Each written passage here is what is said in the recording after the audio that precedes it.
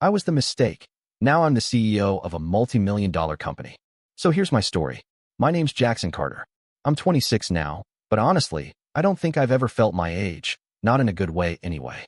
I grew up in a family that made me feel like I was never really part of it. I wasn't abused in the way people think when they hear that word. It was more like I was tolerated. Like I was this background noise no one bothered to turn off. I have an older brother, Ivan, the golden child. He was everything my dad ever wanted in a son. Played football in high school, got scouted for college, had this whole all-American thing going on. Dad treated him like the second coming of Tom Brady. Our garage was basically a shrine to his trophies. Team photos framed on the walls, shelves of plaques and ribbons, even a display case for his damn cleats. I wish I was joking. Then there's Eva, our little sister. She's 5 years younger than me, and my mom acts like she was carved out of marble by angels. She danced, she sang, she got good grades, and every time she so much as sneezed, Mom acted like the world should stop spinning until she felt better. And me? I was the mistake. Not my words, my mother's. She said it once when she thought I couldn't hear. I was maybe 10, maybe 11. I remember because I was hiding in the laundry room after my science project got smashed. I hadn't even told anyone it broke. I just wanted to fix it quietly before school. And then I hear her talking on the phone. To her sister, I think. She said, Jackson was never part of the plan. We were in a bad place back then, and he just happened. Ivan was the future. Eva's our joy. Jackson was, well, he was just there. Just there. That phrase stuck to me like gum on the bottom of a shoe. I never forgot it. My birthdays were always hit or miss. Mostly miss. They'd either forget entirely or remember an hour before and toss me a gift card with no message in it. One year, I think I was turning 14, they flat out told me they couldn't do anything because Ivan had a playoff game that weekend, and Eva had a dance recital. So we postponed it. Except we never got back to it. I started doing my own thing after that. Saved up from mowing lawns in the neighborhood to buy myself a little cake and a used copy of whatever video game I was into. I didn't even invite anyone. I didn't have many friends by that point. You learn early that people pick up on things. Like the way your mom never hugs you, but kisses your sister's forehead every morning. Or how your dad only shows up to parent-teacher conferences when Ivan's report card is glowing, but never asks about yours. Kids notice that stuff, even if they don't say it out loud. At school, I tried to carve out something for myself. I wasn't a genius or an athlete, but I liked computers. Got really into coding, built websites for small local businesses, even won this regional tech competition in junior year. It was a big deal. My name got in the paper. I brought a copy home, left it on the kitchen table. No one said anything. Not one word. Later that night, I saw Eva using it to line her guinea pig's cage. I didn't cry. I just stood there, staring at it like I was watching someone else's life. The weird thing is, I still wanted their approval. That part of me, the desperate part, never quite went away. Even after everything, I still tried to be good. Got into college on scholarship. Didn't ask them for a dime. Got a job as a systems analyst straight out of school. Bought a used Toyota Corolla 4/$4, 300 cash, and drove it home like I'd won the lottery. I parked it in the driveway, proud as hell, thinking maybe Dad would say something. Nice work, kid. Or even just a nod. Instead, he said, you should have waited. Interest rates are down. You could have financed something better. That was it. That was the whole conversation. I moved out at 23. Got a one-bedroom in a not-so-great part of town, but it was mine. I hung up some art, set up my gaming rig, bought a sad little plant I named Eugene. That apartment felt more like home in 1 month than my parents' house did in 2 decades. They never visited. Not once. I invited them for Christmas dinner the first year. I cooked everything myself. Ham, mashed potatoes, green beans, even made homemade cranberry sauce. They said they were too tired from the drive back from Eva's boyfriend's place, and that I should understand. Of course I understood. Every so often, my sister would text. Usually something shallow. Mom says hi. Or, Eva's formal is next week. You should come. I didn't go. I don't think I ever told her why. I still talk to Ivan occasionally. He's married now. Got a kid. Sent me a picture once. Cute kid. Has Ivan's eyes. He said something like, it's different when you're a parent. You'll get it one day. I didn't reply. He meant well, I guess. But that's the thing. Meaning well doesn't erase the damage. I don't even know why I'm writing this. Maybe because I don't say these things out loud. Maybe because part of me still wants someone, anyone, to say, yeah, man, that sucks. That wasn't okay. Maybe I'm still that kid in the laundry room, wondering what he did wrong. By the time I turned 14, I already knew better than to expect praise for anything I did. But I still tried, in that quiet, stubborn way kids do when they haven't fully given up yet. Technology was the one thing that made sense to me. Circuits, wires, code. They followed rules. They didn't lie. They didn't change their minds or say one thing and mean another. I used to go to the local recycling center after school, digging through old electronics like some wannabe scavenger. Broken printers, discarded radios, busted RC cars. It was like treasure to me. I'd carry it all home in a beat-up backpack, my fingers scratched and blackened from digging through junk. One summer, I found a half-cracked drone body in a neighbor's trash. The motors were shot, but the frame was intact. I spent weeks hunting for replacement parts. Soldered wires from an old DVD player, tore out sensors from a busted smart thermostat, even jury-rigged a controller using an old Nintendo Wii remote I bought for $3 at a garage sale. When it finally lifted off the ground, just a few feet above the driveway, I thought I might cry. It wobbled like a drunk bee, and the battery life was a joke, but it flew. I made something fly. I ran inside to show my dad. He was in the den, as usual, sitting in his recliner with the sports section. "Dad, you've got to see this," I said, holding the controller in one hand, the little drone buzzing behind me like an excited puppy. He didn't look up. "Don't waste your time on nonsense," he muttered, flipping the page like I was a fly he couldn't be bothered to swat. "It's not nonsense," I said, my voice shaky but louder than usual. That got a reaction, he sighed. A long, slow sigh that said more than words. I backed out of the room without another word. When I told my mom later that I wanted to study engineering someday, she laughed. Not in a cruel, mocking way, but in that casual, dismissive way people laugh when you say something that doesn't fit their view of the world. "College? You? Don't make me laugh," she said, waving a hand like I was telling a joke at dinner. "Be realistic, Jackson. You're not like Ivan." I just nodded. I knew the script by heart.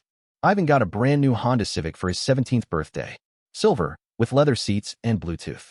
Dad spent a whole weekend showing him how to change the oil, how to check the tire pressure. They stood outside in the driveway, heads under the hood like they were building a rocket ship together. I watched from the window, holding a screwdriver I'd been using to pry open an old toaster. Eva got a Canon EOS R8 camera last Christmas. High-end, mirrorless, came with a professional tripod and lighting kit. To support her creative spirit, Mom said, smiling like she was handing out a scholarship. They cleared out the guest room for her, turned it into a mini photo studio. Meanwhile, I was fixing microwaves. Literally. I printed out repair manuals at the library, studied them in my room, and started advertising myself around the neighborhood. People didn't care that I was a kid. They cared that I could get their appliance working for $20 instead of paying Sears to do it for $100. I used the cash to buy a used Lenovo laptop from this retired guy who fixed up machines in his garage. The thing was 6 years old, dented, and the spacebar stuck sometimes, but it booted up and ran code. That's all I needed. Every time I brought something home, a repaired blender, a few bucks in cash, a small project I was proud of, no one noticed. Or if they did, they didn't care. I'd leave things out on the kitchen table, hoping maybe someone would ask. They never did. My mom would brush crumbs off the counter and shove my laptop aside like it was in the way. My dad once told me, without looking up from his phone, that fixing junk didn't count as real work. But I kept going. I watched YouTube tutorials till my eyes hurt. I joined online forums, talked to strangers who actually gave feedback, who answered questions. I built little things, coded scripts to automate my homework, tried making a weather app with an old Raspberry Pi I found in a flea market bin. None of it mattered at home. Not even when I placed second in the regional STEM fair that spring. I told my mom that night at dinner, still holding the certificate in my hand. She didn't even look up from her plate. "That's nice, sweetie. Can you pass the salt?" And I did, just like always. I turned 18 on a Tuesday. I remember that because it was the end of a double shift at the grocery store where I stocked shelves overnight and ran the register during the early morning rush. My feet were swollen from standing for hours, my back ached from lifting crates of soda, and I had a splitting headache from the constant beep of the scanner. I hadn't planned anything for my birthday. I never did. But I thought maybe, just maybe, there'd be something, even a card, or someone remembering I existed. Instead, when I got home around 7:45 a.m., I saw my life boxed up and dumped on the porch like I'd died in my sleep, and someone had cleared out my room. 3 garbage bags full of clothes, a plastic crate with my laptop, tangled charging cables, and the little toolkit I used to fix electronics. My blanket, balled up and dirty from the concrete. That was it. No note, no hug, no goodbye. Just my dad standing in the doorway with a mug of coffee in his hand, looking like he'd already moved on. "You're an adult now," he said, taking a slow sip like he was reading from a script. "Time to live on your own." Then he turned and walked back inside. I stood there for a full minute, just trying to process what was happening. My fingers were still sticky from tape residue on the store's shipping boxes, and my name tag was half hanging off my shirt. I wanted to believe it was some kind of messed up joke, but no one came out to say otherwise. No one even looked through the window. I called a few people from work, not even close friends, just guys who'd shared smoke breaks behind the loading dock or helped me stack pallets. One of them, Evan, said I could crash on his couch for a couple of nights, but his roommates wouldn't be thrilled. I shoved everything into the trunk of my Corolla and drove over there without thinking. I didn't even shower. I just sat on that stained couch in someone else's living room, staring at the popcorn ceiling like it had answers. That was the beginning of the worst year of my life. I bounced from couch to couch, sleeping in living rooms, spare rooms, even once in a garage that reeked of motor oil and cat piss. I was working 3 jobs by then. Still had the grocery store, picked up a weekend gig at a local electronics repair shop, and cleaned office buildings after hours with this sketchy janitorial crew that paid under the table. I didn't really sleep. I napped. 20 minutes here, 2 hours there, always with one eye open and a hoodie rolled up under my head like a pillow. Every paycheck went to food, gas, and saving for a place of my own. I wasn't dreaming big. I just wanted 4 walls, a door that locked, and a bathroom I didn't have to share with 4 other people and their crusty shampoo bottles. After 4 months, I found a basement room in this beat-up house on the edge of town. The landlord was some guy named Mike who ran a pawn shop and didn't care about credit or paperwork. It was $250 a month, cash only. The floor was concrete. The ceiling pipes leaked every time the upstairs tenants used their shower, and the only window was the size of a shoebox and covered in spiderwebs. But it was mine. I set up my laptop on a folding table, used a milk crate for a chair, and laid a thrift store sleeping bag in the corner. The place had no heat, barely any light, and smelled like mildew. My dinner most nights was instant noodles and off-brand energy drinks. I'd boil water in an old electric kettle I found in the trash behind a dorm building. There were nights I didn't eat at all, just drank cold water and told myself I'd do better tomorrow. But I never stopped learning. I downloaded YouTube tutorials when I had Wi-Fi access at work or the public library. I watched videos on microcontrollers, Python programming, soldering techniques, PCB design. Sometimes I'd fall asleep with my face against the keyboard, waking up to the hum of the laptop fan and another auto-played video about power circuits or voltage regulation. I took notes in a ratty spiral notebook I kept duct taped together. Most of it made no sense the first time. I had to watch things 3, 4, 5 times before I understood. I didn't have a mentor. I didn't have guidance. What I had was desperation and a stack of secondhand ambition. I wanted out of that basement, out of that life where no one cared if I succeeded or starved. I used to stare at the water stains on the ceiling at night and imagine them as blueprints, tracing invisible circuits in the plaster, telling myself that someday I'd build something that worked, and maybe, just maybe, that would mean I did too. The winters in that basement were brutal. There was no heating, just a floor colder than regret, and a single drafty window that rattled whenever the wind picked up. I didn't own a proper coat, so I layered the one sweater I had with every shirt I wasn't wearing to work, slept wrapped in 2 towels under a sleeping bag that smelled like wet cardboard, and hoped I wouldn't wake up with frostbite. Most nights I could see my breath while coding. I kept my hands moving just to stop them from going numb, fingers tapping out lines of Python with the stubborn rhythm of someone who didn't have a backup plan. The only meals I could afford came from the clearance rack at the discount grocer 2 blocks down. Canned chili with dented sides, stale bread sold in plastic bags that crinkled like dead leaves, marked down protein bars nearing expiration. I lived on noodles and the occasional day-old rotisserie chicken when I got lucky. One time I found a $2 frozen lasagna that hadn't turned yet and ate it in 3 sittings like it was a holiday feast. I never bought drinks, just filled a plastic bottle from the bathroom sink and hoped the rust stains weren't doing long-term damage. But every day I built. I collected scrap electronics from the repair shop, salvaged resistors from broken circuit boards, kept a drawer full of half-dead Arduinos and heat-damaged breadboards that I refused to throw away. I scavenged wires from tossed-out phone chargers, soldered under a desk lamp with a cracked lens, and burned my fingers more times than I can count. My workbench was a folding table held together with duct tape and hope, but I treated it like a lab. At night, when the rest of the house quieted down and the upstairs neighbors stopped stomping around like they were hosting wrestling matches, I coded. I had no formal education, no one to call when I hit a wall, but I learned by doing. When something broke, I fixed it. When I didn't understand a function, I broke it down until it made sense. My brain was fried most days, running on 4 hours of sleep and instant coffee, but I couldn't stop. It was the only thing in my life that made sense, the only thing that didn't require someone else's approval to exist. My first real break came from this guy named Paul, a mechanic who ran a small garage a few blocks over. He used to bring in busted shop tablets for me to look at. We got to talking, and I mentioned an idea I had. a low-cost scanner that could track parts inventory in real time using RFID tags, and a simple interface. Nothing fancy, just enough to stop his guys from constantly misplacing brake pads or miscounting filters. I built a prototype from recycled components and cheap modules I ordered online using money from 3 weekend shifts. It wasn't pretty, but it worked. When I showed it to him, Paul raised his eyebrows like he'd just seen a magic trick. "You built this in your basement?" he asked, poking at the buttons with a grease-stained finger. I nodded. He gave me $600 on the spot. Said if I could make 2 more by next month, he knew other guys who'd be interested. I worked harder than ever that week.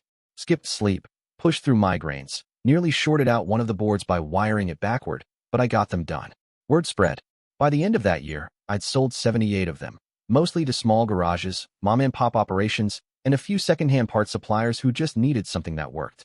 I didn't make a fortune, but I made enough to replace my broken chair, buy a used soldering station that didn't shock me every third use, and finally get a space heater that didn't smell like burning plastic. That's when I decided to go for it. I scraped together every dollar I had, registered the LLC online while eating instant oatmeal, and called it Jack's Core Technologies. It felt stupid at first, like I was pretending to be someone I wasn't, but I kept telling myself that I didn't have to be anyone else. I just had to build. And as long as the code compiled and the circuits didn't fry, I had a shot. Maybe not a big one, maybe not even a good one, but it was mine. And for the first time in my life, that was enough. The day everything changed, I didn't even know it had happened. I was soldering wires to a batch of new scanner boards, hands shaking from too much caffeine and not enough food, when I noticed a weird spike in traffic on my website's dashboard. At first I thought it was a bot crawl or some glitch in the analytics script, but the orders kept rolling in, one after another, from places I'd never shipped to before. Ohio, Oregon, even someone in Australia. I stared at the screen like it had grown a second face. It wasn't until later that night, sitting on the basement floor with a box of dry cereal in my lap, that I figured out what had caused it. A guy named Liam Monroe, a mid-tier tech blogger I'd never heard of, had posted a review. He wasn't even trying to review my scanner at first. He'd bought it secondhand from a friend of Paul's, just to test it out during a video he was filming about affordable shop tools. Halfway through the clip, he stopped and said something like, "This little unit's actually pretty slick. Tracks parts in real time, super responsive. Looks like it was made by someone who actually worked in a garage." That video exploded. Hundreds of thousands of views within days. The comments section filled with questions about where to buy it, if it worked with different systems, if there were updates or expansions. I was tagged in forums I didn't even know existed, asked to do interviews, contacted by people who wanted to collaborate, whatever that meant. I hadn't showered in 3 days, my hands were covered in solder burns, and suddenly I was expected to act like a CEO. I didn't sleep for 48 hours. Just packaged orders, updated the website, tried to keep everything from collapsing. Eventually, I knew I couldn't do it alone anymore. I reached out to this guy I met in a Discord server months ago, Nate, a backend developer who'd helped me debug some early firmware. He was between gigs, said yes without hesitation. Then I found Rachel, who'd been running indie game projects and knew frontend like the back of her hand. For marketing, I asked around until someone pointed me to Malia, a freelance copywriter who used to manage social media for a regional car parts supplier. I paid all 3 out of pocket, small stipends and commission cuts, and promised them full-time salaries if things held steady. None of them cared that our headquarters was a basement with water stains and a heater that barely worked. They believed in what we were building, and that was more than I'd ever had. For the next few months, we lived inside Jack's Core. Every hour went into it.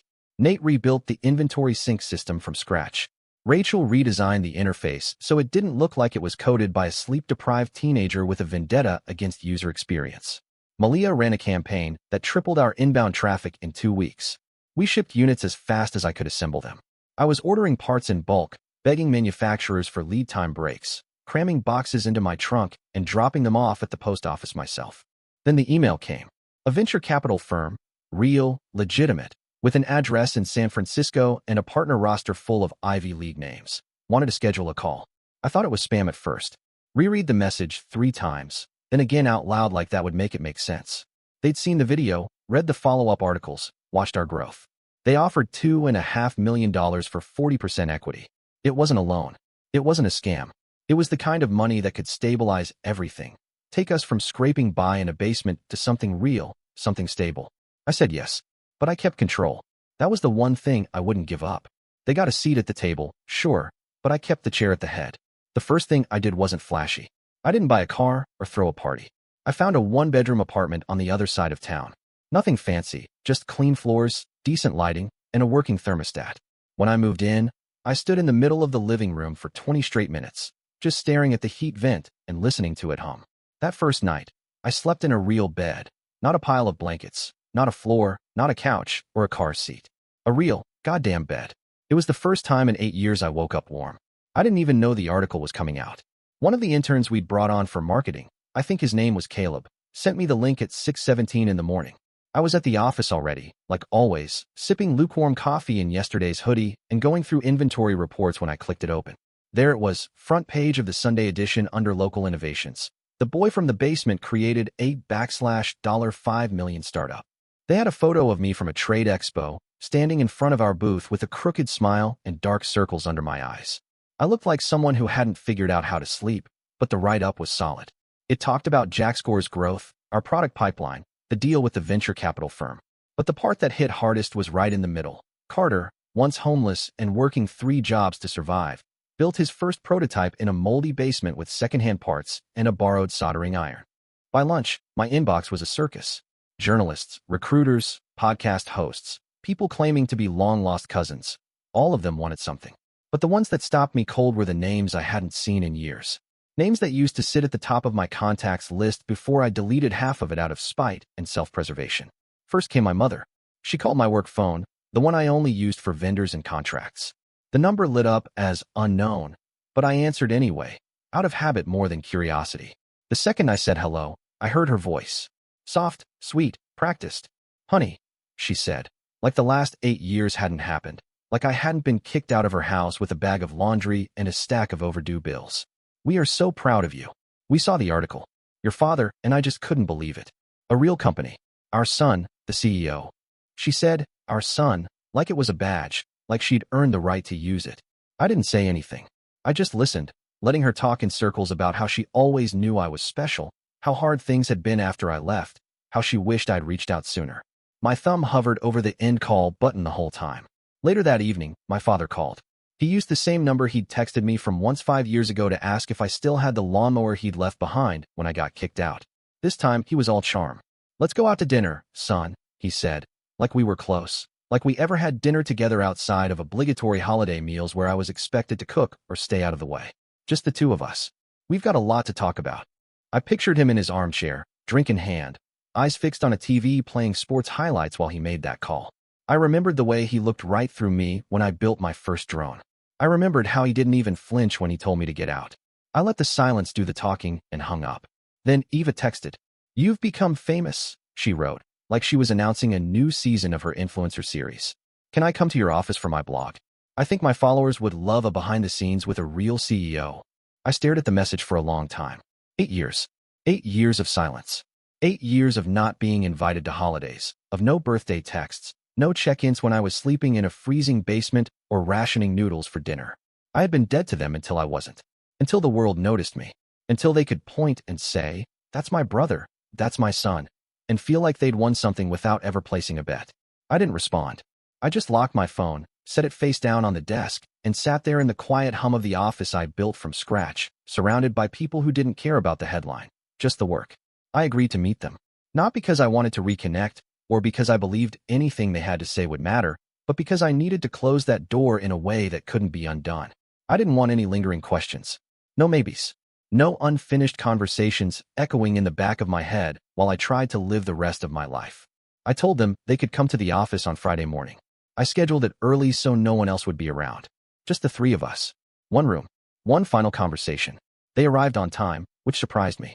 My mother wore her old pearls, the same ones she used to take out only for family photos or church. My father looked uncomfortable in a stiff blazer that didn't quite fit anymore. They walked in with matching expressions, soft smiles stretched too wide, like masks someone had drawn on with permanent marker. I offered no handshake, no hug. I led them to the conference room, the one with glass walls and the long table, and closed the door behind us. They started in immediately, talking over each other. My mom said something about how proud they were, how amazing the office looked, how they'd followed every article. My dad mumbled something about wanting to reconnect, how maybe we could grab lunch after this, how he thought we should clear the air. I didn't say anything. I just sat down, pulled a manila envelope from my jacket, and placed the photo on the table. It was old, creased at the corners, printed at a Walgreens years ago. In the picture, I was standing in front of our house with a duffel bag slung over my shoulder. 18 years old. My hoodie was 2 sizes too big, and my eyes were half closed from exhaustion after a night shift. Behind me, the porch. Next to it, a pile of trash bags. My clothes, my life, my sentence. I'd asked a coworker to take that photo for me. I didn't know why at the time. Maybe some part of me knew I'd need to remember. This, I said, tapping the photo once with my finger, is the last day I saw you. You threw me out. No warning. No help. No second chances. Just a bag on the porch and the words, "You're an adult now." My mother looked down, and within seconds, the tears came. Not quiet ones. Full sobs, shaking her shoulders and smudging her makeup. She reached out toward the photo, but I pulled it back. My father shifted in his chair, eyes darting between the two of us. His voice was low, calculated. "Jackson, we made mistakes. We were under pressure. Your mother wasn't well. I lost hours at work. Things were complicated. We thought we were helping you grow." I stood up. "The conversation is over." He froze. My mother kept crying, whispering my name like it was a spell that might undo everything. My father opened his mouth to say something else, but I was already walking toward the door. I held it open without looking back. They hesitated, then stood. My dad gave a small nod. My mom clutched her purse like it might hold her together. They left the same way they came in, side by side, silent, pretending the world hadn't just collapsed again. I closed the door behind them and didn't look out the window until they were gone. Then I sat back down at the table, stared at the photo for a long time, and slid it back into the envelope. Not to forget, but to remember on my own terms. That night, after they left the office and the silence settled back in like dust, I sat alone at my desk and opened Twitter. I didn't plan it. I didn't even really think about it. I just started typing. No names. No accusations. Just the truth. I wrote about what it felt like to be unwanted. About coming home at 18 to find my things on the porch. No explanation beyond, "You're grown now." I wrote about sleeping on couches, working 3 jobs, boiling tap water in a dented kettle just to feel warm. I wrote about soldering in a freezing basement with burns on my hands, watching other people live lives I couldn't even imagine while I built something no one believed in. I wrote about the silence, 8 years of it, and how they only spoke again when there was something they could take pride in. I didn't write it for sympathy. I wrote it because it was mine. By morning, it had gone viral. Hundreds of thousands of likes. Retweets in every language. DMs from people telling me they saw themselves in my story, that they'd been discarded the same way, that they were still in the dark, but maybe now could see the way forward. I hadn't expected that. I didn't know what to say, so I said nothing and just read. Every reply. Every message. A month later, I opened a scholarship fund. We called it the Second Start. It was simple, for teenagers from nowhere, with no support and no money, who wanted to study tech. Not the ones with polished resumes and private tutors, but the ones who learned from YouTube and repaired broken phones under streetlights. We partnered with community centers. We launched mentorships. We paid for laptops, courses, transportation. I didn't want to create a lifeline. I wanted to build the thing I never had. By the end of that quarter, Jack's Core hit a valuation of $20 million. We were scaling, bringing in new talent, expanding the product line. The basement was long behind us, but I kept the first prototype on my shelf, the scanner with the cracked casing and faded label, as a reminder that you don't need applause to build something real. And my family, they watched from the outside. I don't know if they ever saw the post. I didn't care, but I knew they were watching. From a distance. From behind the same fence they'd locked from the inside when I was just a kid with a bag over his shoulder and nowhere to go.